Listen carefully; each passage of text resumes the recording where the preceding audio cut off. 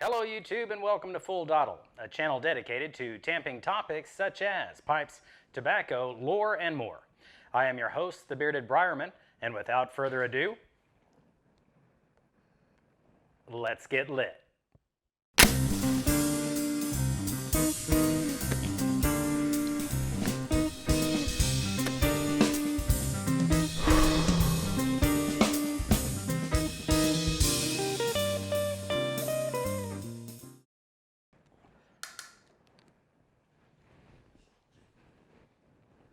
Welcome back everyone, and on this episode of Full Dottle, I'm going to be doing some further tweaking to the blend that we are creating for JoJo Piper. This is FDOB Blend number 3, version 4. Hopefully we wrap it up today. We will see. But first, a little housekeeping. I am smoking my Peterson Dracula. This is the 80S Bulldog shape. And in it, I've got some Cornell and Dill Blue Ridge. Love some Blue Ridge. Thank you, Cliff Higgins, for introducing me to this blend. A little bit of good news. As of the taping of this episode, I have lost 20 pounds. I started this journey at 187.6. I am down now to 167.6. And I just have about 20 more pounds to go before I reach my goal weight. Might seem like a lot to go, but anyway, we're on track. All right, so I've got the GoPro down here, ready to go. I've got the tobaccos portioned out. I will explain them as we go. So join me now on the GoPro and let's get started. All right, everyone. So last week we decided that the dark-fired Kentucky was just a little bit too high. We knocked it down, I believe, 4%. We knocked it down 6%, from 16% down to 10%. Let's find out what we've got and see if we can get this blend wrapped up. We're really coming along nicely, and I think we're almost there. So to start out with, we've got 20% dark burley. Remember, this is giving us those nice woody flavors, woody, nutty flavors, earthy flavors. This is also going to give you that burley bite that JoJo enjoys so much. It's got it's caustic on the tongue, so it causes a little bit of that burley bite. The next component is the white burley. We've got 20% white burley. Both the white and the dark burley are proportioned. They are equally portioned at 20% or 1.2 grams. The white burley gives you a more mild, nutty, woody flavor, but it adds a lot of sweetness in the form of a macadamia nut type sweetness. It is my favorite varietal of the burley. Next, we have 16% or 0.96 grams of red Virginia. This is just the fresh ribbon cut red Virginia. This is going to add those tarty flavors like malted grains and oats. It's going to give you a sweetness, almost like a mild pastry type sweetness. But what I was looking for in this blend is more of that tart than anything, and it does give you a little bit of those fruity tartness. The next one is going to be 6% or 0.36 grams of red Virginia stoved. This is home stoved at 200 degrees Fahrenheit for 300 minutes. That's around 5 hours. In the jar, covered with foil. If you haven't seen that video, you can look back on the Advanced Topics playlists, and I have a video on how to home stove your tobacco.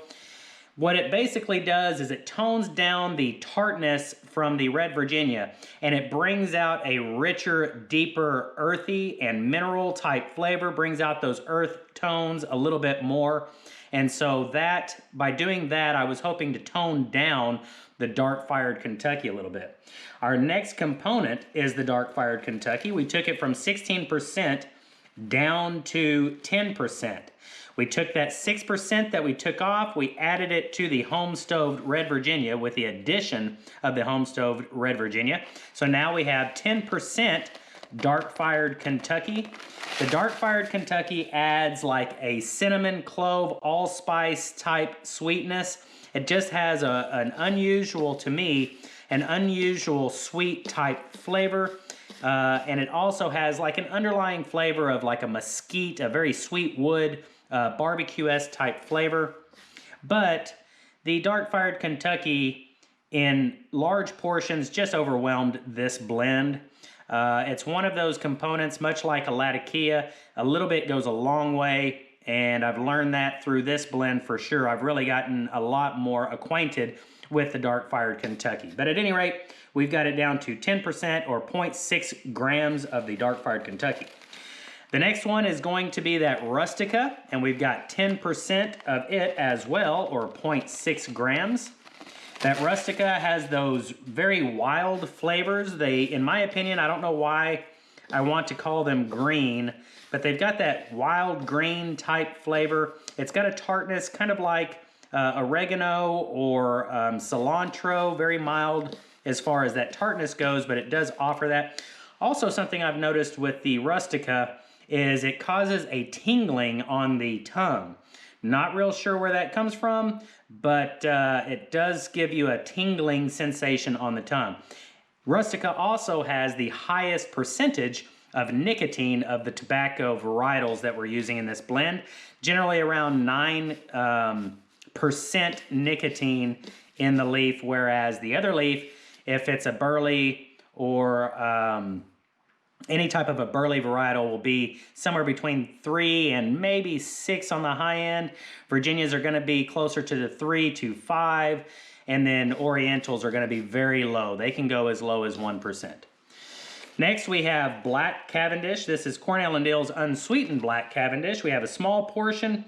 It looks like it's very small, but this is actually the same portion as the Rustica and the Dark Fired Kentucky at 10% or 0.6 grams. The reason it looks so small is because the Black Cavendish, the process that is used to create a Cavendish, is basically like boiling the tobacco or steaming it and cooking it to where it turns a very deep color.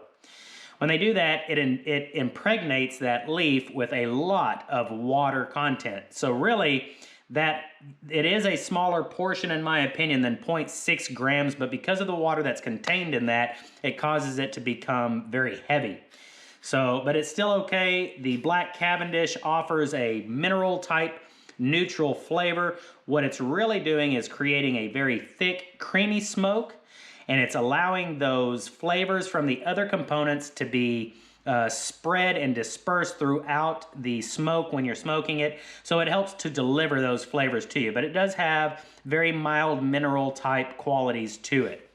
It also has a very subtle sweetness to it, like a brown sugar or browned butter. For those that bake out there, that brown butter has just a little creamy sweetness to it, and it gives you a little bit of a mineral type flavor. And then the last component is 8% Samson Turkish Oriental, or 0.48 grams. This Samson Turkish Oriental offers a sweetness to it like a freshly popped popcorn. I think it's absolutely delicious, but I found out, as I did with the Dark Fired Kentucky, that you don't want to overdo it. I started out, I can't remember exactly what I started out with. I could look back in the book, but we started out with way too much, and it caused it to be way too sweet. And then taken in combination with the white burley that offers sweetness, as well as the Dark Fired Kentucky that has those unusual sweet flavors, it was just too much. It wasn't like an aromatic sweet. It just wasn't really pleasant. It was just unusual. So we've got it all toned down. We've got it tweaked. Hopefully we have come up now with a final product. But as always, before I can review this, I am going to steam hydrate it off camera. Give it a few days to rest so that the moisture level can equalize within the jar and the flavors can marry just a little bit, and then we will review this. All right, everyone. So, looking back in my blending journal,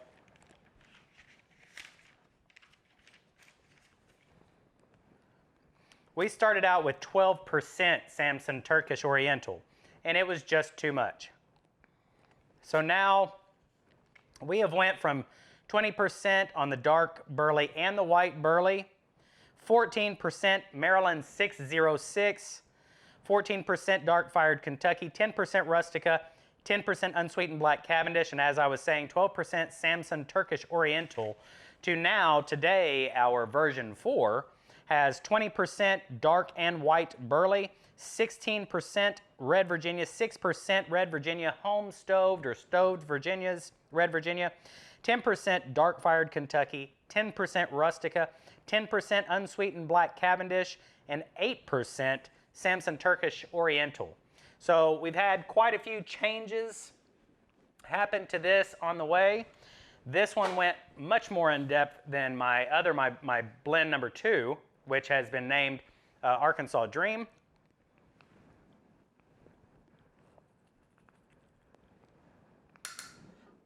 That one just came together for some reason very nicely. This one has presented some unique challenges to me, and I've really become more acquainted with several of the components that are in this.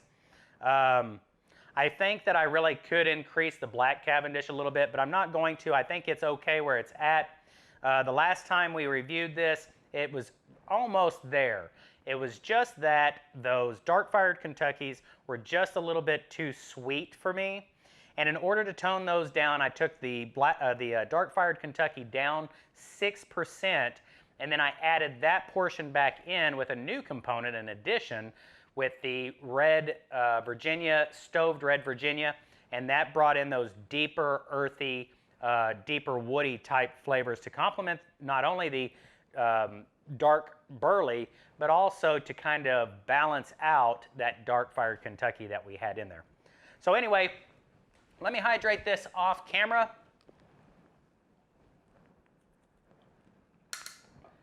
Give it a few days. I will be right back with you to try it out and see if we have a final product. Fingers crossed. Stick around, everybody. All right, everybody, it's been a few days. I've let the tobacco moisture level equalize inside of the jar, let it rest. Let's go ahead and get lit up here to find out if this is going to be our final product or if there are other alterations that we need to make to this blend. So, let's get lit. Oh, as always, if you have just now tuned in, I do all of my reviews out of my AKB Meerschaum. This is a Tekken. It is a tomato-shaped lattice finish. Okay. Man, I'll tell you what, I think we've got it with this one.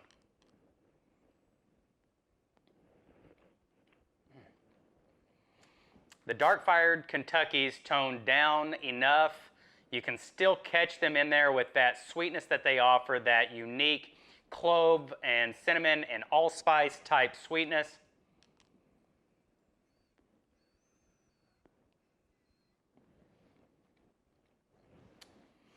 The Samson Turkish Oriental is resting in the background with that freshly popped popcorn.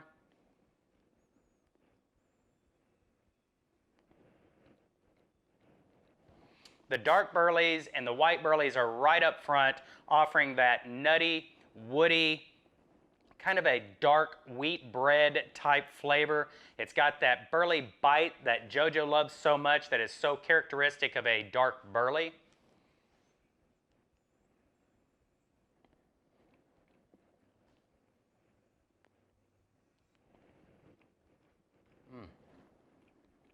Those white burleys, you can definitely distinguish their macadamia nut type sweetness away from the Samson and the dark fired Kentucky.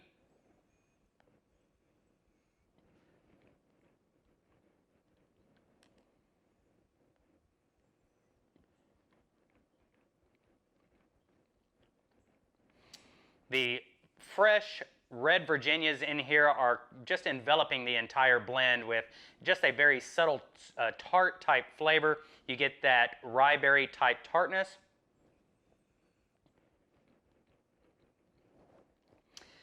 And it's really sitting kind of on top of that stoved red Virginia, which is offering a lot of the earthy and darker, more mineral type flavors.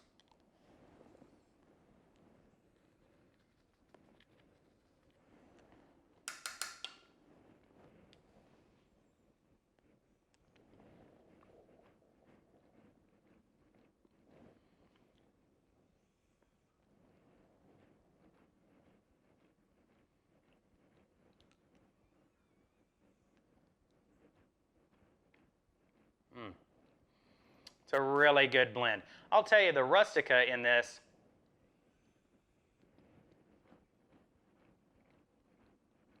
you can catch that tartness that they offer, the oregano, cilantro style, kind of a wild green type flavor. But what's really unique about the Rustica is it causes the tongue to have this very unusual tingly sensation. I don't really know why that is. I don't know if it's because of the high nicotine content or what.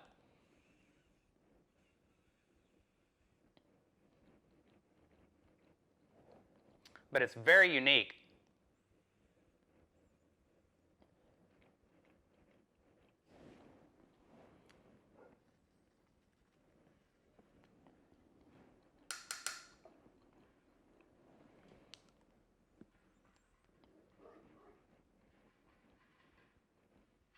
I have to say, I think we have a finished product here.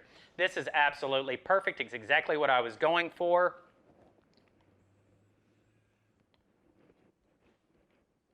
I don't think there's anything else I could do for it to get to the place that I had in my mind. I'm going to consider this an American style blend, even though it doesn't necessarily fit the description of what an American style blend is. But it does have a burley base, and it does have a Virginia balancing component. Instead of the Perique, we put the Rustica. So this would be maybe a more natural American type blend, because generally an American blend is burley based, balanced with Virginias, some Orientals, and some Perique. But instead of the Perique, we have Rustica. I think that it would still be classified as an American blend.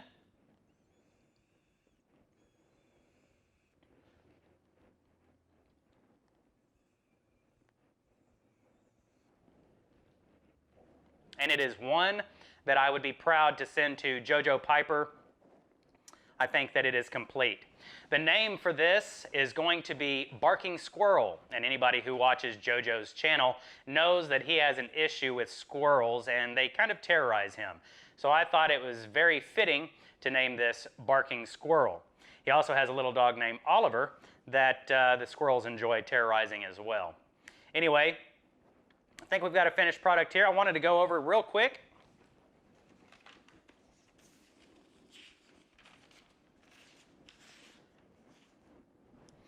The total cost for this blend as it stands right now, for the dark burley, white burley, red Virginia, dark fired Kentucky, and unsweetened black Cavendish, I got from smokingpipes.com. In there, if you go to their tobacco filter, you can go down to family and put blending and it'll pull those up. All of those are Cornell and dill. And for the dark burley, I've got 45 cents worth in this blend. All of this is going to be just what's in this blend, total in this blend. I've got 45 cents. White burley is 45 cents. Red Virginia is 36 cents. Stoved red Virginia is 14 cents. Dark fired Kentucky is 53 cents. And the unsweetened black Cavendish is 23 cents.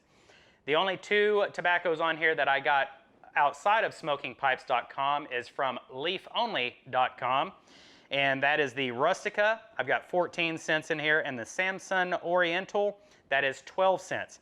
The total cost for a 2-ounce blend, or if this blend, once I put it into a 2-ounce blend, it's going to be $4. No, I take that back. I figured this for 28 ounces, 28 grams, which is only half. So all of those numbers I just gave you are half of 2 ounces. The total cost for a 2-ounce jar of this blend, doing it yourself, is going to be $4.84. $4.84 for 2 ounces. I don't know of any tobaccos that are blended or that are branded that are that cheap. Buying it yourself, blending it yourself is an absolutely fantastic way to save money. Financially, it just makes sense, especially if you enjoy doing it. So there you have it, everyone. I think we are done with Barking Squirrel.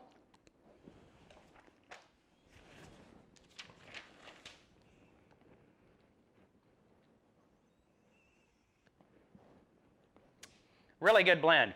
Anybody out there that is interested in trying it out, don't forget to go down into the comments. If you are a United States citizen and reside within the continental United States, put a comment down there that you would like to try this, and I am going to pick 2 of you all to send it to for you to try. If you'd like to do a VR on it, that is fine. If you don't want to, you do not have to. But please let me know if you want to try it. Down in the comments, just put, I'd like to try it.